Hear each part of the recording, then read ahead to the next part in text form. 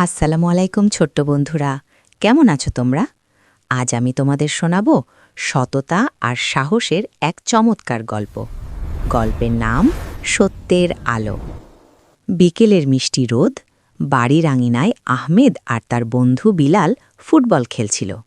আহমেদ খুব চঞ্চল। সে বিলালকে বলল, বিলাল দেখ, আমি কত জোরে শট দিতে পারি। বলটা বসিয়ে আহমেদ দিল এক জোরের লাথি। ইস! বলটা সোজা গিয়ে লাগলো দাদুভাইয়ের শখের মাটির ফুলের টবে। ঝনঝন করে টবটা ভেঙে চুরমার হয়ে গেল। আহমেদ আর বিলাল ভয় ফ্যাকাশে হয়ে গেল। আহমেদ ফিসফিস করে বলল, বিলাল, দাদুভাই তো খুব বকা দেবেন।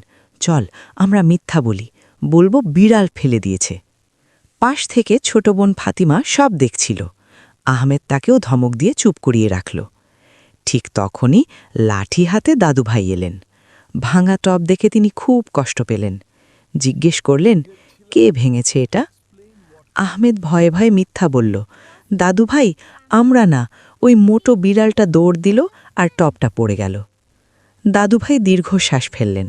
হয়তো তিনি বুঝতে পারলেন, কিন্তু কিছু বললেন না। সন্ধ্যার ঝিঝি পোকার শব্দ। সন্ধ্যাবেলা মাগরিবের নামাজের পর দাদুভাই সবাইকে নিয়ে বসলেন। তিনি বললেন, দাদুভাইরা, আজ তোমাদের এক সত্যবাদী বালকের গল্প শোনাই। অনেক অনেক দিন আগের কথা। ছোট্ট বালক আব্দুল কাদির। তিনি পড়াশোনার জন্য বাগদাদ শহরে যাচ্ছিলেন।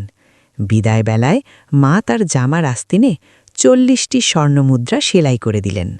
মা ছেলের কপালে চুমু খেয়ে বললেন, বাবা, আমাকে কথা দাও, জীবন চলে গেলেও কখনো মিথ্যা কথা বলবে না। বালক মাকে কথা দিয়ে রওনা হলেন। পথে এক বিশাল মরুভূমি। হঠাৎ একদল ভয়ানক ডাকাত সেই কাফেলার ওপর আক্রমণ করল। সবার টাকা পয়সা লুট করতে করতে এক ডাকাত সেই ছোট্ট বালকের সামনে এসে ধমক দিল, এই পিচ্চি, তোর কাছে কিছু আছে? বালকটি কিন্তু ভয় পেলেন না।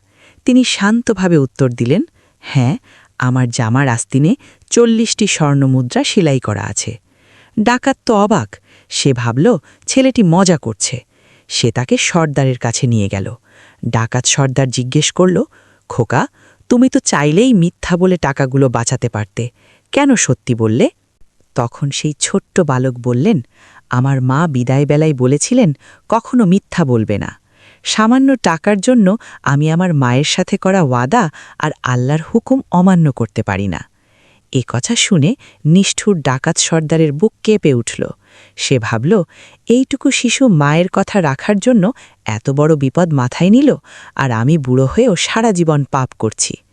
সেই মুহূর্তেই ডাকাত সর্দার তাওবা করল এবং সব লুটের মাল ফেরত দিয়ে দিল। শুধু একটি সত্য কথার কারণে পুরো ডাকাত দল ভালো মানুষ হয়ে গেল। গল্প শেষ করে দাদুভাই বললেন, আমাদের নবীজি বলেছেন, সত্য মুক্তি দেয় আর মিথ্যা ধ্বংস করে।